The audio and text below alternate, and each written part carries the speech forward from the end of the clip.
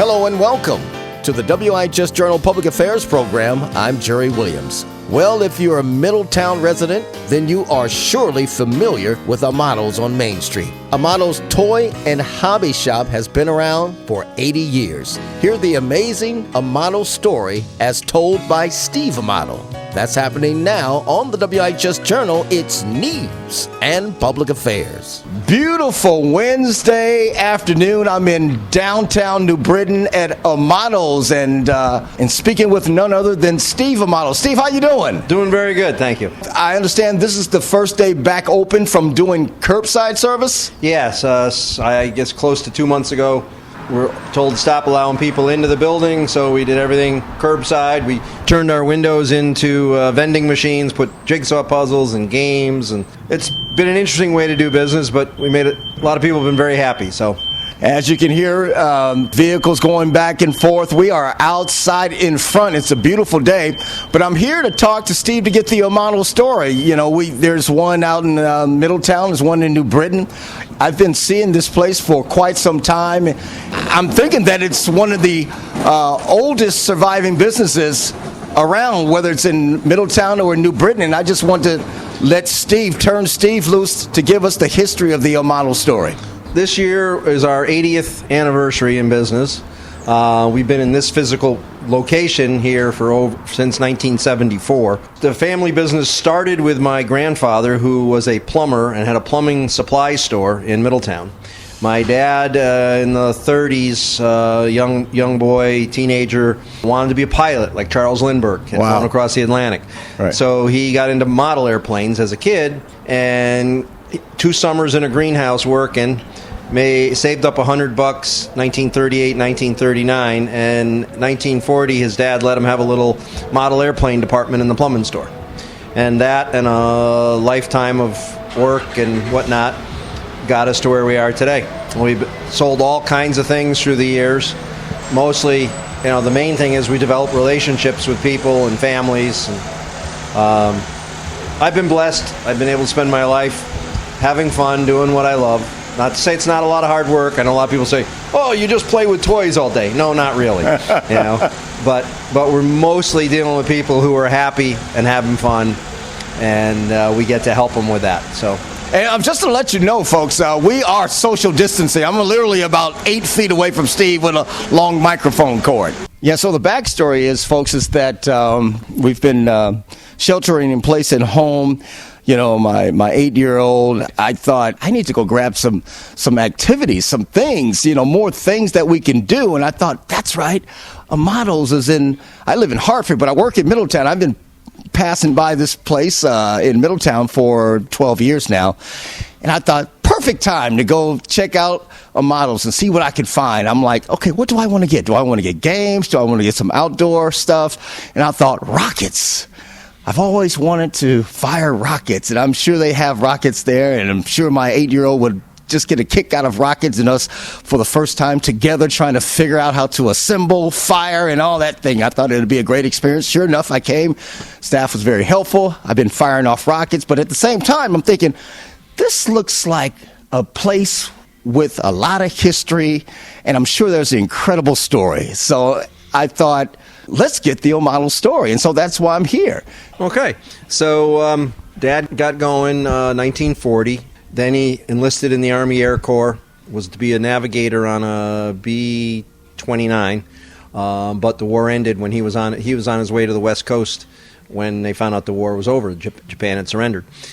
So he went to MIT for a year, my grandmother ran his hobby department for him.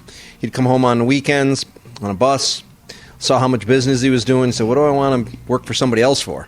And so he dropped out of school and dedicated himself full-time to run the business. At one point, he had 4 shops. He had a dream of having a chain of hobby stores.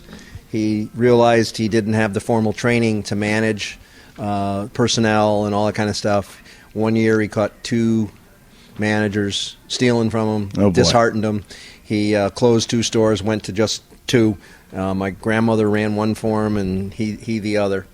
I got involved as a young kid. I was 12, 13, my buddies and I all built model kits. My dad was complaining over dinner one night how model sales weren't very good. And so, being a dumb kid, I said, well, Dad, you don't have the right models. My friends and I don't like a lot of the ones you got. He said, oh, really? He says, why don't you come to work on Saturdays and you can buy them? So he put me in charge of doing the models and stuff. Wow. And I loved it. And it was all I was doing, on Saturday. So, of course, when you have that kind of specialized interest, sales increased. And from like then on, I knew what I wanted to do with my life. I hated going to high school because I had to learn French and calculus, and I'm like, I don't think I need that to sell toys or hobbies. Right. I don't have a lot of French customers. Anyway, graduated high school in '74 and took over running the store here in New Britain. We've made a lot of changes through the years. We started out with just the hobby stuff, my dad. Then he got into toys. And we sold greeting cards. We sold crafts. I mean, it's kind of depending on what the public wanted. We sold bicycles and go-karts at one point. It's just very rewarding dealing with, like I said, families. I'm selling stuff now to people for, they're buying stuff for their grandkids, and they used to come in when they were kids. Right. And so we have that kind of rapport with our customers. Right. People say, well, how come you're still around? Well, I got asked that question a couple of years ago. Toys R Us went out. How come you survived? Right. Well, my dad taught us you don't build a good business built solely on price. You have to be competitive. You can't be outrageous. But if your customers only shop with you because you're the cheapest guy in town, tomorrow somebody can open up across the street, undercut you by a nickel, and you're out of business. Well, that was Toys R Us's model. They built their business on a reputation of low price. But then along come the internet and Walmart and others that just did them in. And so we always did tried to carry a better line of product, offered service, that kind of stuff. And, there's always going to be the person, all they care about is he's got it 5 cents cheaper. And that's all they're going to care about. Right. That's not my customer. Yeah. I believe what makes you attractive models, it's like family oriented, and you feel good about shopping here as opposed to a large franchise or chain, national or global chain. You see models, enduring the test of time, and people are folding up, and there's the models. They're still going. Yep. And we pretty much run the place like family. I mean, my wife and I now own the one here in New Britain. My sister owns the one in Middletown. Mm-hmm. One of the women that works for me has been with us 30 some odd years. Once people come to work here, they kind of become like family. Yeah. And we feel that way pretty much towards a lot of our customers too. So it's the other thing is we participate. Both my wife and I, we participate in a lot of local functions. We participate in local events with booths and whatnot. We fundraisers. We just did one during this pandemic. I saw how well the puzzles were doing, and then I heard something on the radio about food drive with the Salvation Army. Right. So I decided for that week we were going to do 20% of all puzzles sold. Money went to the Salvation Army for feeding CT. Obviously, a lot of people out of work and having a hard time getting their unemployment and all that stuff. So, not a big deal, but we raised, I think, between $400 and $500. If everybody helps however you can, we do stuff like that at Christmas time. And we always put it out to our customers so that they can help. And most people like that because they know we're doing 100%. If I raise $5, that $5 is going to what it's for. I'm not keeping anything. Mm-hmm. We did one time. We did a when Baton Rouge got flooded out. We raised. We wanted to help. I don't do food, I don't do clothes, but I have connections for toys. And we decided, hey, all these people lost their houses. The kids lost their toys. So we raised money. In 4 or 5 days, we raised close to $5,000 that we turned into $40,000 by buying a lot of specials from my sources. And Sherry and I drove the truck down to New Orleans, three-day drive down, and delivered this stuff. And we got the response we got from people on the internet. We had people. We had a lady call us from Florida who was from here originally and said, "Hey, I like what you're doing. I want to donate." And she just knew that she could trust us, and she saw what we were doing and knew that all the money went for toys. And we had a distributor who gave us gas cards to pay for the gas. We paid for the hotels and the food. So all the money we raised went for toys. If you're just joining us, I'm with Steve Amato of Amato's Hobby Store here in New Britain. Can you recall some of the moments over the years that really touched your heart? say, for instance, a family came in with their children and a situation, some of the touching moments? Probably the most. I mean, there've been a lot over the years. I can imagine. But one of the ones that really hit the most, we have it on our website, the story. I first heard about it. It was a Saturday morning, Christmas time.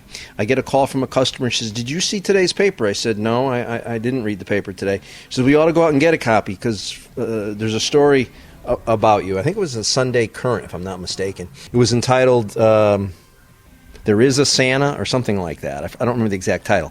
But the story was about a guy who had a bad year. He lost his job, got divorced, got another job, lost that job just before Christmas. Wow. And all he was looking forward to was he had going to have his 2-year-old son Christmas Eve and Christmas Day.